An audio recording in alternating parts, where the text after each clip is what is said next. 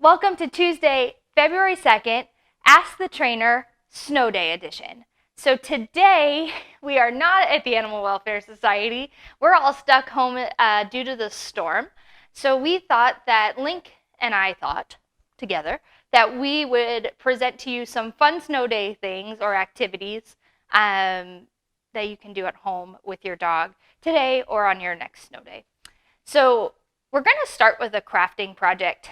And I don't know how much we've talked about snuffle mats in the past, but it is one of my favorite food puzzles for dogs. And I know we talk about food puzzles all the time. So this is a snuffle mat. It is just these fleece strips that are kind of tied together, and it makes this really thick kind of shag carpeting. So when you put some treats or food in it, so if I have some of Link's food here and I sprinkle them in, he would have to snuffle and really try to find them. So what we do is take a dish mat. You can buy one of these too, an actual snuffle mat from Amazon, but I think it's a fun project, especially if you have kids. So here is a dish mat from the Dollar Tree. It's just a bunch of empty squares. You're going to take some fleece and cut them into small strips. And nothing has to be exact, so I don't know, 6 inches, 8 inches, depends on how long or short, you want this. And then all you do is poke it through the little holes and tie it off in a knot. And then you just keep going down the sides where the holes are, and after a little bit, you have this texture. So let me show you then what it looks like for a puppy to solve a snuffle mat food puzzle. Give me 1 second to go grab Link. So I have my snuffle mat, I have my Link. He's never seen this before, so I'm going to put it right on the ground. I'm going to sprinkle some treats and well, it's not actually treats, it's just his breakfast in here, and let him show you,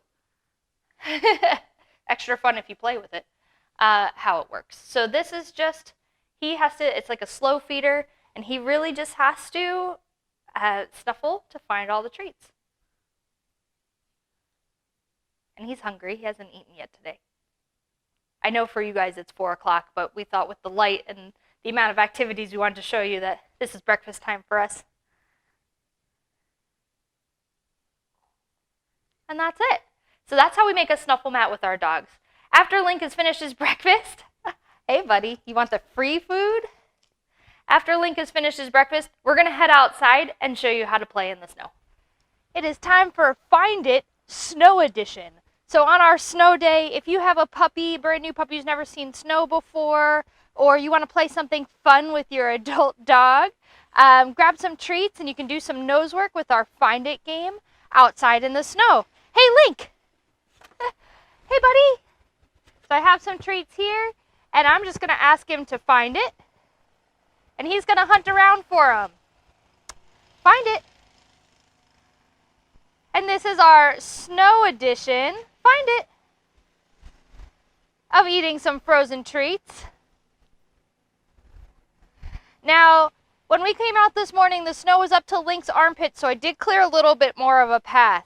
If you have a more advanced or snow-loving dog, maybe leave it nice and high so that they can find it.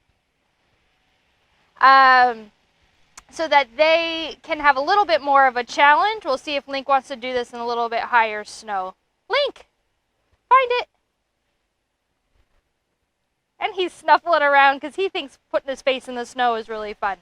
So these are some of the things where you can take stuff your dog already knows how to do, find it, and make them a little bit more fun while enjoying a snow day with your dog. Up next, we're going to talk about wiping our paws and other inside activities you're going to do on a snow day. So we'll be right back without our jackets and toasty warm inside. See you in a second. Finding new ways to play inside can certainly help on a day where it's too yucky to go outside or there's only so much snow you can handle.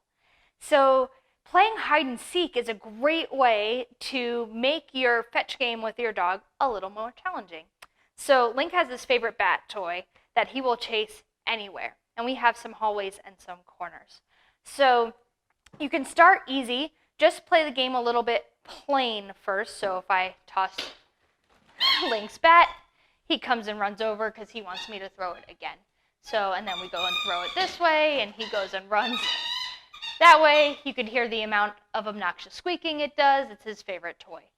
But then start to think about, can you hide around a corner or somewhere where your dog might have to run to find you? So I'm going to throw it kind of far and around where I can poke around this corner and see if he can find me. Okay, so he's going to go get it, and I'm going to sneak around here. Good boy! Hi! Good. So we made it kind of easy at first and throwing it down the hallway. And then we can make it a little bit harder and harder of really trying to see. If I throw it nice and far where he really can't see me, I'm going to try this again. Good boy! And then you can play this in different rooms in the house. You can make it really challenging if you have stairs. You can do this with more than just toys. So you can play it with some treats or your whole family. If somebody occupies a dog in one room and then someone else goes and hides, especially if they take the toy and run away with it, and say, okay, come find me, and maybe squeak the toy, letting your dog travel through the house or your home to go find it is pretty fun. So this is how I play at home on a snow day, of making this a little bit more fun for my dog and adding a little extra challenge on a day that we're stuck inside. Okay, our last snow day activity today is going to be to help work with your dogs on how to get their paws cleaned or wiped. So there's a couple tricks that you can do for this. You can teach them how to do it on their own, but a little bit more immediate is something that I like to do where they're just nice and tolerant or really looking forward to you wiping their paws with a towel. So this is great for rainy days. My cat likes to be involved in all of this training, obviously. So Link's going to go chase her for a second. Okay, so you can do this if your dog already knows how to give their paw, or if they don't, that's totally fine. But grab a small dry rag and some of your dog's favorite treats, and you're going to start to warm up first so they know this is a training session. Sit. Good boy. Good. And now I might just ask for a paw. Link knows this one. Good boy. And then if my dog already knows paw, I'm going to make it a little different by putting a towel over my hand. Can I have your paw? Sit. That's not sitting, buddy. Sit. He is not used to this format of having the treats next to me. That's what we get for having a 12-week-old puppy. Hi. Sit. Good boy. Okay. Can I have your paw? Paw. Yeah, good boy. And then you want to treat after just like a little bit of a wipe. And I recommend doing this before you actually need it. So now if your dog doesn't know paw, and he doesn't really know this one on this side, I can gently lift his paw, do a little wipe here, and then treat. And I'm going to do it again, gently lift his paw. And you want to be very gentle about this. Good boy. So that it doesn't become anything negative. This is something you're going to have to do for your dog's whole life, so making sure that they have a good experience with it is important. Now what about those back paws? He's sitting. I'm going to get him into a standing position, and then while he's standing, I'm going to gently lift the back paw, wipe, wipe, wipe. He thinks playing with the towel is really fun, so we have to work on that too. Same thing on the other side, gently lift. Ooh, that one's a little bit scarier, and reaching past your dog might be scary. So getting them into a position that is a little bit less scary. Hi, buddy. Come on. Can be really helpful. So maybe reaching underneath here is a little bit better. Good boy. Then reaching over top. So make sure you keep your dog, find it, at their comfort level, and that you're only doing what they can handle. Until then, you might want to have a nice big towel on the floor, something that they can really wipe their own paws off of before we work on, good boy, having them allow us to really wipe their own paws. You do want to make sure that we get all the salt and snow off of our dog's paws, because that can become pretty painful for them. So every time they come inside, we do want to wipe them off.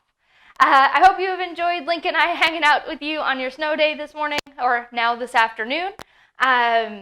We have gone over some arts and crafts for food puzzles, playing Find It outside in the snow, how to make your fetch game a little bit more fun with hide and seek, and how to wipe your dog's paws, and hopefully not play tug with the towel after, as I was just doing. But anyway, we will see you next week for our regular Ask the Trainer with Roberta. I know I kind of hijacked her week this week, so she will be back, and we will see you later. Can't wait to hear what you've done on your snow day with your dog. Bye!